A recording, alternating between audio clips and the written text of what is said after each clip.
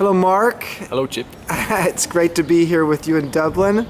So tell us, I really admire you. In fact, I'm sort of envious. You spent a year on the road going to 183 festivals in Ireland. So what was that like? When you put it into that number, it's kind of overwhelming. It was probably the most fun I've ever had in my life, and it could be one of the best decisions I ever made. A bit overwhelming at times, and I got burnt out a few times, but an incredible insight into what's happening around the country. And even as somebody from Ireland, I had no idea of the things that are happening all over the country, and I got to visit places that I'd never been in before in my life and experience some of the oddest things. I went to a bucket singing festival. A bucket singing? Yeah, where you get a metal galvanised bucket and you put it over your head and you sing traditional Irish songs while you have this bucket over your head.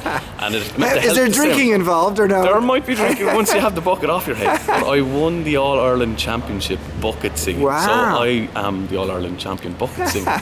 And I'm sorry we don't have a bucket we can just pull out and you can show us your talent. And there's one that you should probably get to as well if you're in Ireland, and hopefully you might be here in August. There's a cow shit festival. A cow shit festival? Yes, in County Sligo. Really? It's like Las Vegas comes to rural Ireland. What they do is they mark these grids and number them in a field, and they put a cow in there, and then they all bet on a square. Wherever the cow takes a dump, that they win the money. So they built a festival. It sounds like another way to drink, but it might be. I'm sorry. I'm my Irish roots are That's showing racism. here. It is racism, but I'm Irish, so no. Let's get back to. I want to ask a little bit about you. We were just talking, and you talked about your discussion with Paul Thoreau. That was very interesting. Talk about the quote there and just what that meant for you in terms of your Irish roots. One of the things that Paul Thoreau was talking about, and he's a travel writer, and I hadn't really come across him until I went to one of his talks at a travel writing festival in Lismore in County Waterford. And one of the things he talked about was the grand tour, the tour that somebody takes around the world, or in my sense, it was a grand tour around Ireland several times. And he said that it's just a circular way of finding your way home. Rather than going straight home, you travel in a huge circle and you get home eventually, but it gives you a different perspective on home.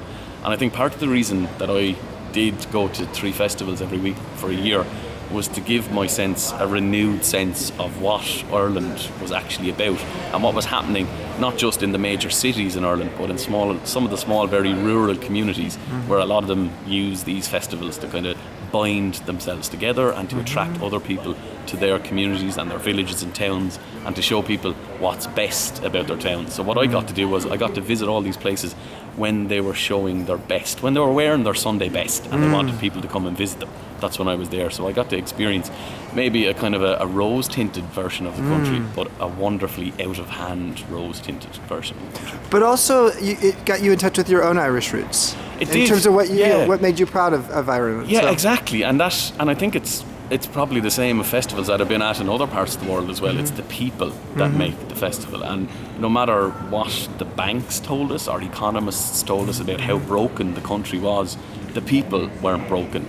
I met one lady in a place called Clough-Jordan in County Tipperary, and she organised a festival called Clocktoberfest. And what Clocktoberfest is, it's a gypsy jazz music festival and a craft beer festival, which just ticks 2 large boxes for me. But she was unemployed, and she organised this festival when she was made unemployed to give her something to do. And she funded it through work she did herself to raise funds and through friends and family who paid for it.